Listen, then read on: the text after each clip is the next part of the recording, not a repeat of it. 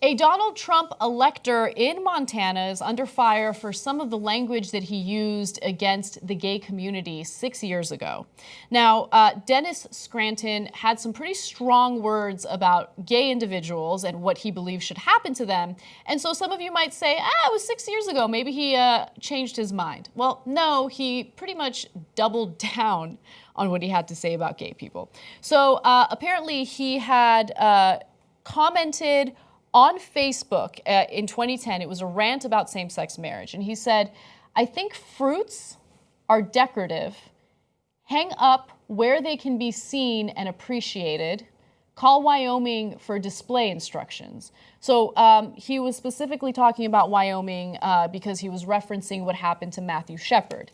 And Matthew Shepard was tortured and killed because he was gay. And it's one of the most horrendous stories imaginable, and it's hard to even think or talk about it. But what happened to Matthew Shepard was so disgusting, and to know that anyone would think of that as a positive thing that happened, as an example of what should happen to other gay individuals moving forward, makes me so incredibly sad, right? Like the hate in this man's heart. Now, Dennis Scranton has not taken his remarks back. Okay, let's go to graphic 7. Here's what he had to say in response to all this. He says, don't forget, I'm 93 years old. I come from a different era. I hadn't heard of anyone being homosexual until I joined the Navy, and then I encountered them. We were raised with good morals. So let's just stop for a second. First of all, I don't care if you're 95, I don't care if you're 15.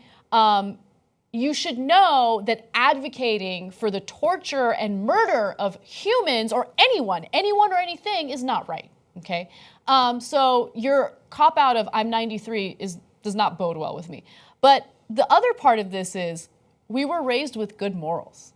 Because someone with good morals talks about torturing and murdering people. That's what good morals are.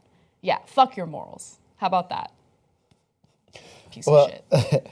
Again, we're living in a world where people are comfortable in their own skin.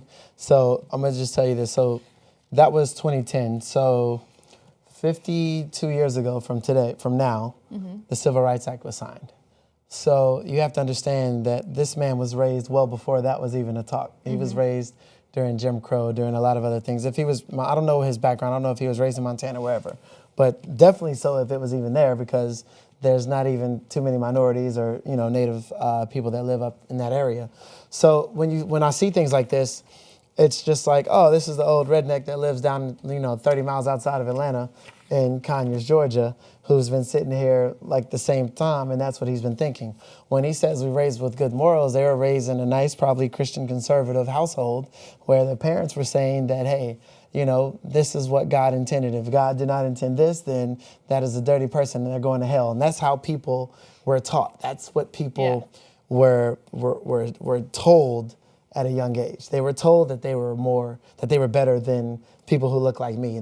That was the reason why they could walk in this bathroom that was clean and they didn't have to go into the colored bathroom, or that was the reason that they could sit in a nice restaurant and sit in the movie theaters without it having to go to the balcony where they never cleaned the floors and there was popcorn everywhere, but they could go to the nice places. So this is a person who lived in that. So now that's instilled in him. You're not going to change. Women say all the time, you never change a man as much as you try to.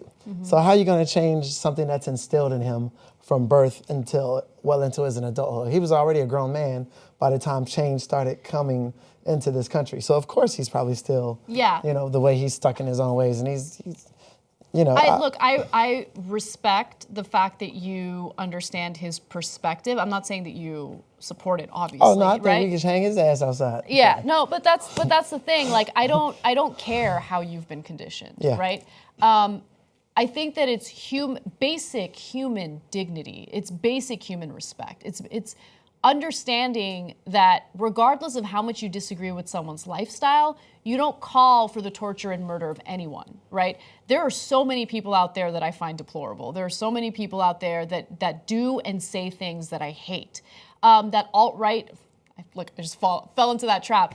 That white supremacist conference in DC included some of the most horrific people that I could not disagree with more. I would never call on the torture and murder of anyone there. I wouldn't, because that's not what a human wants. That's not what a moral person wants. You don't wish death upon anyone. The Young Turks isn't just us, it's also you guys. You make this show possible, and we want to thank you for it, and we want to grow together. We want to be too strong. tytnetwork.com/join. Let's do it.